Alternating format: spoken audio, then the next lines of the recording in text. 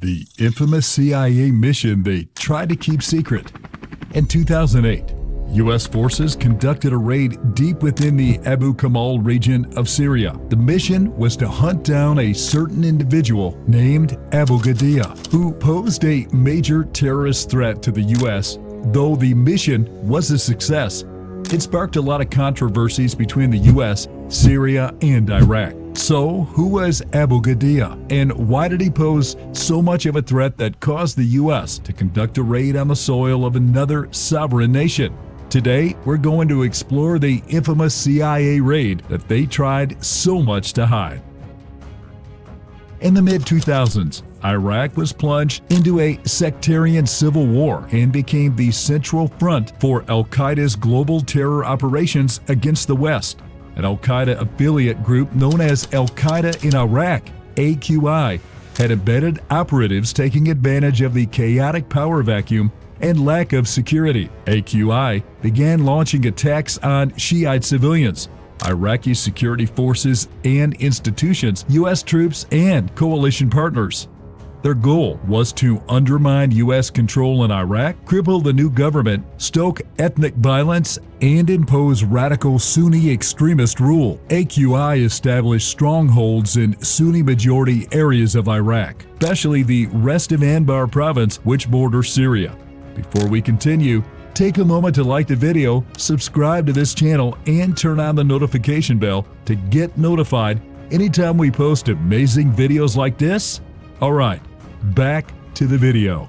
AQI attacks employed ruthless tactics, suicide bombings, IED ambushes, mass execution of captives, videotape beheadings of hostages, which were disseminated online to attract radicals globally. At the height of AQI's reign of terror, dozens were being killed daily in bomb blast and urban warfare raging across Baghdad, Mosul, Ramadi, and other hotspots. For these Iraqi Al-Qaeda cells to sustain such a high operational tempo, they depended greatly on an influx of personnel, weapons, funding, and other resources flooding from outside the country. Neighboring Syria, with its porous desert borders and expanding radicalized networks during the 2000s, served as the main staging ground and transit corridor. Foreign recruits from Arab states, Europe, and even Asia first assembled in Syria's eastern cities. Here, facilitators arranged their payment, weapons procurement, and travel documentation, and guided their covert border crossings into Iraq to eventually join the jihad. The underground logistics pipeline channeling militants into the Iraqi battle space became known as the Rat Line. The Rat Line, terminating in the Al-Qam district of Anbar, was a particularly vital conduit for suicide bombers penetrating deep towards Baghdad and frontline fighting positions. On the Syrian side, the border crossing and staging area for Iraq-bound militants was entirely managed and directed by one strategic individual, the Al-Qaeda kingpin operating under the alias Abu Ghadiya. Abu Ghadiya, real name Badran Turki Hishina Mazidi, was a 30-something ethnic Syrian and senior member of Al-Qaeda's central leadership. He had close linkage to AQI's top commanders and enjoyed protection from sympathetic elements within Syrian intelligence services. His base near Iraq gave him power over the most important jihadi infiltration route at the time. From his walled compound in Syria village, Abu Ghadiya had almost total control over the Rat Line. Abu Ghadiya was given strategic oversight of the entire Rat Line logistics network on the Syrian side by top Al-Qaeda in Iraq AQI commanders due to their trust in him and his demonstrated effectiveness. Acting as a crucial border node, Abu Ghadiya received the foreign recruits and resources that flowed through pipelines originating from across the Arab world and as far as North Africa and Western Europe. His main base in Syria was the final stage area where incoming militants were equipped with fake IDs and weapons procured from black market arms dealers and had their travels coordinated further in Iraq. Additionally, large sums of money changed hands under Abu Ghadiya's watch to both fund militant activities as well as bribe border officials to ease their crossing. Under Abu Ghadiya's experienced management, thousands of Al-Qaeda volunteers, including proficient bomb makers, crossed through the Al-Qaeda district over several years, directed to link up with AQI's various cells waging guerrilla war. He provided not only manpower, but critical supplies like detonator cords, explosives, and IED electronics. Sourced via gray market Syria arms network he had cultivated contacts with for years. Some sources suggested Abu Ghadiya also coordinated the arrival of AQI's senior commanders themselves as they moved between Iraq and Syria for meetings. High-profile operations in major Iraq cities often use Syria for planning and preparation due to the porous borders before teams cross back covertly to execute attacks. Likely facilitated by Abu Ghadiya's rat line with its smuggling routes and safe houses. U.S. intelligence suggested he kept meticulous records on the militants under his wing, demanding regular reports to account for their activities after sending them onwards into Iraq from his Syrian hub. American aerial surveillance was likely able to detect a flurry of activity in the isolated desert compound, but unable to fully disrupt his cross-border apparatus, empowering some of the AQI's most ruthless attacks, devastating Iraq. Giving Abu Ghadiya's strategic position gatekeeping a vital corridor sustaining al-Qaeda's Iraqi operations, the U.S. intelligence community made targeting him a priority. However, taking him out would require launching a mission on Syrian soil without consent. After careful assessment, the immense operational security risks were outweighed by the potential payoff of disrupting AQI's influx from Syria. Thus, planning moved forward for a direct action mission across the border employing elite special operations forces. Specifically, personnel were drawn from Intelligence Support Activity, ISA, the Army's elite Delta Force, as well as other classified units under the Secretive Joint Special Operations Command, JSOC. These elite commandos began intense preparations for launching a captive or kill raid against Abu Ghadiya's hardened compound along the Euphrates River Valley. Drone and aerial surveillance mapped out the large walled facility, while informants tracked the movements of the inhabitants. Walk-through mock-ups of the buildings were constructed, and a battle drill was choreographed to game out various contingencies.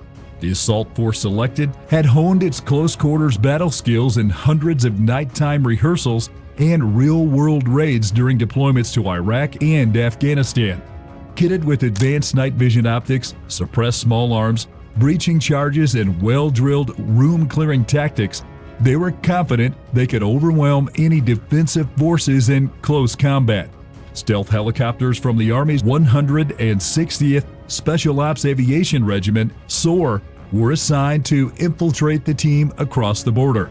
The M860 Black Hawk variants had radar-absorbing modifications to reduce their signature, allowing them to slip into Syria using nap-of-the-earth techniques without altering air defenses.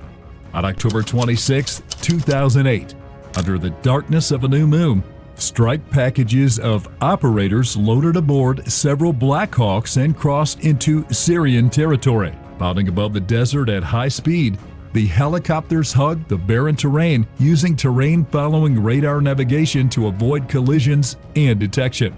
Once within a few miles of the objective, some operators fast-roped to the ground to provide armed overwatch. Other Black Hawks swooped directly onto the rooftops of Abu Ghadiya's walled compound. As the helicopter doors opened, assault teams flooded into the main buildings, housing the top lieutenants and bodyguards. Although catching the militants by surprise, the elite special forces immediately met with heavy resistance. Sentries posted on the roofs and upper floors opened fire with AK-47s and PKM machine guns.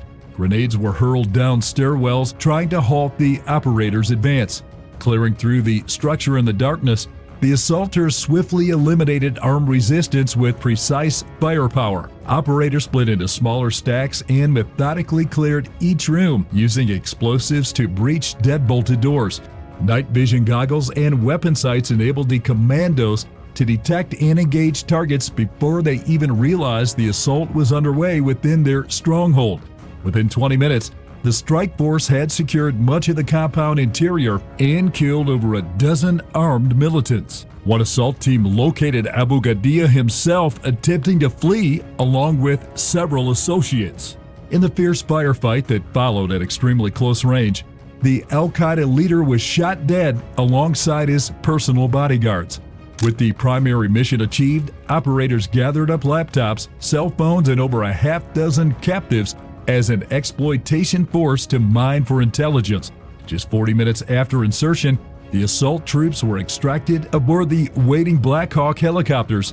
Gunships provided suppressing fire as the last operators retreated under fire from outraged Syrian regime troops beginning to converge on the site. Wheels up, the strike package melted back into the darkness, crossing back over the Iraqi border, leaving stunned Syrian forces to make sense of the after-action devastation. Monitoring from overhead drones, the special operations teams safely returned to base. Debriefs would soon begin, yielding valuable intelligence on Al-Qaeda.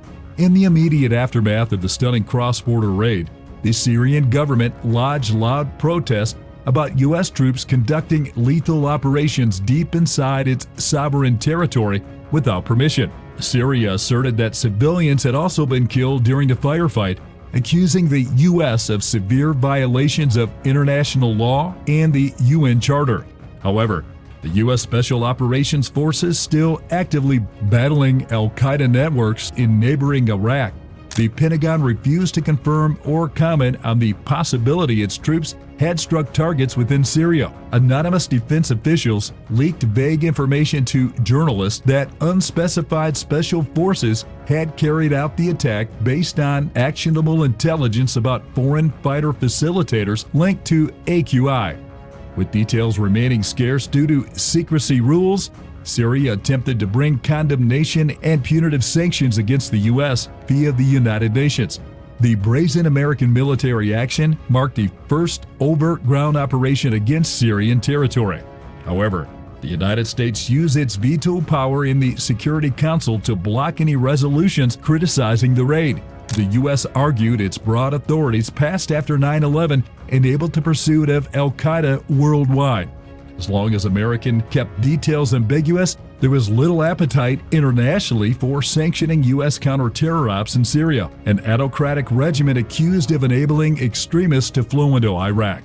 Domestically, some American politicians questioned whether killing militants inside sovereign nations not at war with the U.S. could be justified legally. The Pentagon insisted laws passed after 9/11 granted broad powers for U.S. forces to operate globally against terror groups, including in countries unwilling or unable to curb threats themselves. While Syria continued loudly protesting the U.S. raids for weeks afterwards, the lack of casualties made it difficult to paint the U.S. forces as belligerent aggressors. From the American perspective, the successful mission was a further demonstration of its strategic capabilities to capture or kill high-value targets nearly anywhere on the planet. Strategically in Iraq, while the raid disrupted part of AQI's Syrian-based supply network, new facilitators did gradually resume sending foreign fighters and equipment. However, Al-Qaeda operatives were forced to harden defenses around the remaining channels. The covert U.S. ground operation put militants on alert for further cross-border raids targeting their hubs in Syria. While some people see the raids as a win for the U.S., others view it as a breach of Syria's sovereignty. So, which side are you on? Feel free to share your opinions with us in the comments.